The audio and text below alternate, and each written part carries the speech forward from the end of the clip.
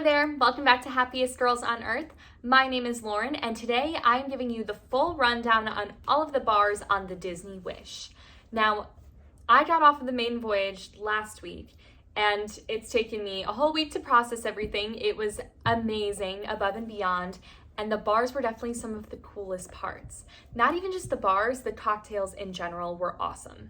From the dinners to the lounges, everything was just stand out. And there's a lot of drinks that I got to try that I haven't seen a lot of people posting. You know, some hidden gems that are hidden for the 2 weeks that the boat has been going. But still, there's a lot I want to share with you. So we're going to take it step by step, all the places I drank, and I'm going to tell you everything about all the fun details, really. So I'm super excited, and keep watching if you want to check out all the bars on the Disney Wish. So the first stop was the Hyperspace Lounge. So let's take a look at what that was all about. Sure. After you. You lead the way.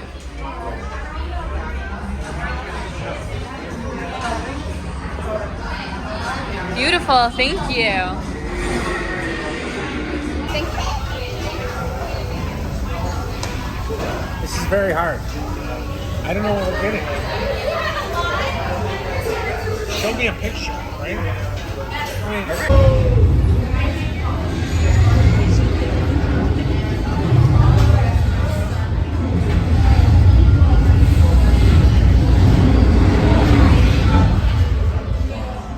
Wow. Yeah.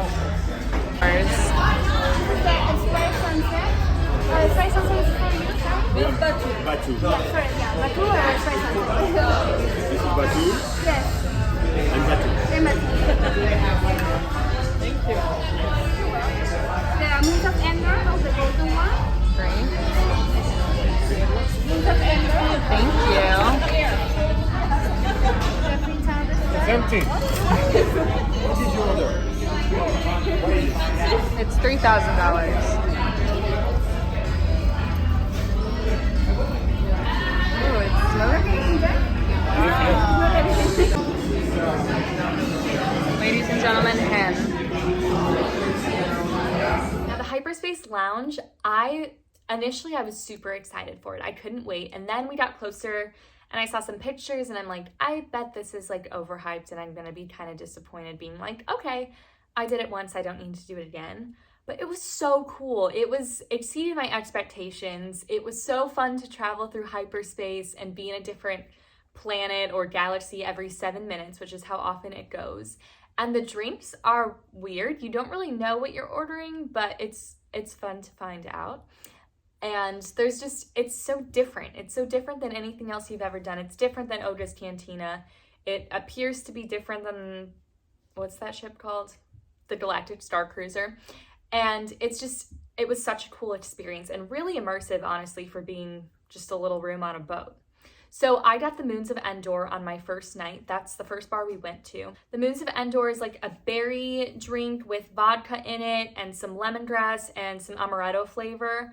I thought it was very amaretto-y. There was foam on top that kind of mixed in with everything. It was a good drink, but it was just a really cool experience. It was. And then someone else got the drink from Batu, and everyone kind of got different things, but everyone seemed very happy with it. And then we ordered the adorable poured souvenir cup, which actually came with a non-alcoholic drink of our choice. For that, I got the Cloud City drink, which is like a blue raspberry oat milk ice cream drink, which it was pretty good. I, again, didn't really know like what to expect, but it's very blue raspberry and like creamy and thick, which I liked. But, you know, got the glass, so that's what really mattered. But overall, like 10 out of 10 experience at the Hyperspace. And they used the little like bubble machine to like bubble any drink you want, which was super fun. I've seen that like everywhere at every bar scene now. So that's pretty cool. Okay, next up we have the Rose Bar, which is an adult-only space attached to Palo and Enchanté. Which again, this bar is totally flying underneath everyone's radar because I haven't seen a lot posted about it. I just have this really quick clip of the interior of the restaurant and my drink, but then we're gonna talk a little bit more about it.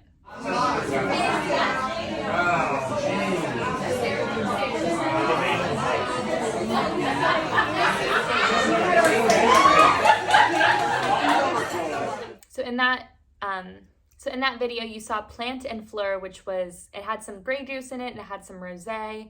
It was kind of like a blackberry flavor to it as well, which was a really good drink. However, it paled in comparison to the drink my mother got, which was called Mrs. T. And that was pear vodka with some passion fruit liqueur, I believe, and it had champagne poured into it too. And this presentation was awesome. As you can see in this video here, it was so cool. I've never seen anyone on socials post about this drink. If you go on the Disney Wish, you have to go to the Rose.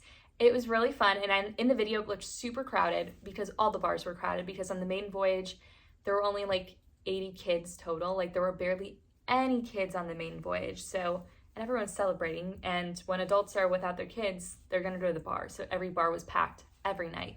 I don't think that's how it's typically gonna be for the rest of the cruises, but that is how it was now. So next up we have the Bayou, which is the Tiana inspired bar.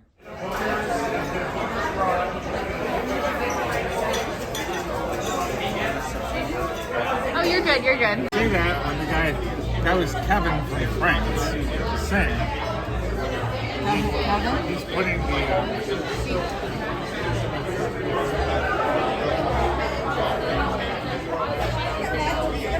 So at Tiana's place, or the Bayou, I call it the same thing because it's like definitely the spot where Tiana would go to hang out if she was on the Disney Wish. I got a Hurricane, which is a traditional New Orleans drink. It's got some passion fruit, some orange juice, some rum in it. It was just a really good fruity cocktail, and I wish I was here for the live music because they have that little stage where sometimes they'll do live music. So that would have been fun because I love jazz music too, especially, but we went a little early, so that wasn't really going on.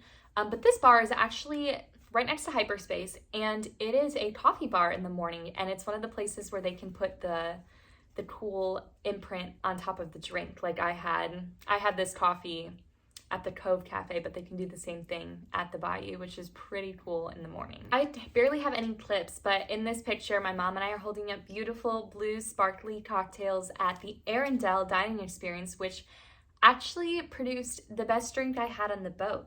It was called Frozen Fractals, just like Elsa sings that in her song, and it was delicious. It had some peach in it, it had vodka in it, it had some champagne in it, and it had glitter in it, so of course it's gonna be my favorite, but it actually tasted like the best out of all the drinks. So be sure to get that. Now, that was my favorite drink, but we're gonna talk about my favorite bar on the boat, which was Nightingales, which is the super tiny bar that's Cinderella inspired, because from Sing Sweet Nightingale, the song that's in the movie. This bar's adorable. It has a beautiful white cream piano in the middle of it, which again, was not there for the live music. We had the late seating, so a lot of times we would go to the bars early before dinner, which... Hello, I'm Remy. My dog was just eating my Remy toy, and it made the noise, and that scared me to death. I'm glad you could be here to experience that with me. Nightingales. Anyways, sorry about that. Nightingales was just delicious. Their drinks were super unique, and again, something I haven't seen a lot of on socials. So I wanted to get the signature drink that comes in the little bird martini glass, which is something I have seen all over socials, and I was informed we had 12 bird glasses, okay, and 11 of them mysteriously disappeared, so there's only one right now, and someone's drinking out of it at the moment. So I couldn't, she's like, we can make you the drink in a different glass, and I was like, but you know I want the bird glass, like that's why everyone's here. So I didn't get the bird glass. I decided to be a little bit adventurous. Our server actually talked me into a bourbon drink, which isn't normal for me. It was called Stepmother, and it was bourbon, it had some ginger in it, it had something else, but it was sweet. Like, it didn't really taste, you know how like you have a bourbon pecan pie and like you kind of taste the bourbon, but it's like sweet. Like, that's kind of how it was in a drink form. It wasn't like chocolate or pecan or anything, but like, I don't know how to describe it. It was really cool, and it had that fun smoke bubble on top, so I loved it. I also got to try the coconut, which was a drink that came in like a short glass, and it had an ice cube that was like a sphere, and it was filled with the toppings for the drink. So it was filled with like coconut, but the drink was like rum chata, cream of coconut, you know, all that good stuff. but you had to like break the bubble to get out the inside, which was really cool. And also I got to do the smoke bubble on my own drink, so that was fun. She let me do that. Our server Angie was awesome, got me to drink a bourbon drink, and just the drinks were super cool. Like that's definitely a place I would love to go back to and just like sit and listen to the piano and everything, because I think that would be so fun. So Nightingales, 10 out of 10. Gosh, I feel like I'm saying that for all the bars. The bars were just really cool on the Wish, really cool. And the drinks were like, they came to play. They did come to play. Even if you're not of age, honestly, there's a lot of non-alcoholic cocktails at these places, which makes it super fun. They have a lot of cool mocktails if you don't drink. So no matter what age you are, check out the Disney Wish bars because they're pretty fun. They're fun to be in. They have great drinks, alcoholic or not, and I just totally recommend it because it definitely enhanced the experience. So thank you so much for watching this bar crawl review of all the Disney bars, even though we didn't do it all in one night. That would be a rough bar crawl. But over the course of 5 days, we saw some pretty cool things. So definitely check those out, and we will see you next time. Hope you enjoyed. Have a magical day.